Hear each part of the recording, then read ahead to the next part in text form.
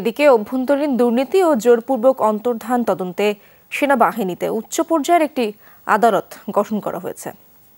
দুর্দান্ত সব উপাদানে তৈরি ঝাঁঝালো স্বাদের প্রাণ ঝালমুড়ি। এই ঝাঁজ সেই ঝাঁজ। দেশের বিভিন্ন স্থানে আন্তর্জাতিক গুম প্রতিরোধ দিবস উপলক্ষে মানববন্ধন, র্যালি ও আলোচনা সভা অনুষ্ঠিত হয়েছে। সকালে সিরাজগঞ্জ শহরের কেন্দ্রীয় শহীদ মিনার ও বাজার স্টেশন চত্বরে মানববন্ধন হয়। তাতে গুম হওয়া ব্যক্তিদের স্বজনদের সংগঠন মায়ের ডাকের আহ্বানে সাড়া দিয়ে হাজির হন মানবাধিকার কর্মী ও সাধারণ শিক্ষার্থীরা। বক্তারা বলেন, সব নাগরিকের সুরক্ষা নিশ্চিতের পাশাপাশি গুমের শিকার ব্যক্তি এবং তাদের পরিবারের নিরাপত্তাও নিশ্চিত করতে হবে।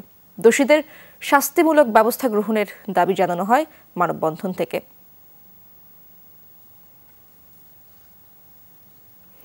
ভোলায় সমাবেশ ও মানববন্ধনের মধ্য দিয়ে দিবসটি পালিত হয়েছে। শহরের কে জাহান মার্কেটের সামনে ছিল কর্মসূচি। বক্তারা বলেন, বিগত বছরগুলোয় যারা গুমের শিকার হয়েছে তাদের দ্রুত মুক্তি দিতে হবে।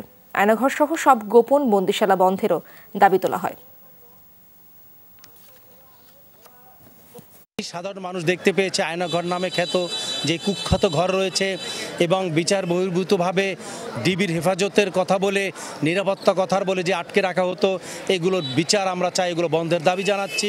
ছাত্র জনতা আন্দোলনের মাধ্যমে যেই স্বাধীনতা পেয়েছে, এই স্বাধীনতার আমরা ধরে রাখতে চাই। আমাদের দাবি, বাংলাদেশে যার কোনো ধরনের গুম খুন বহির্ভূত কোনো হত্যাকাণ্ড না হয়।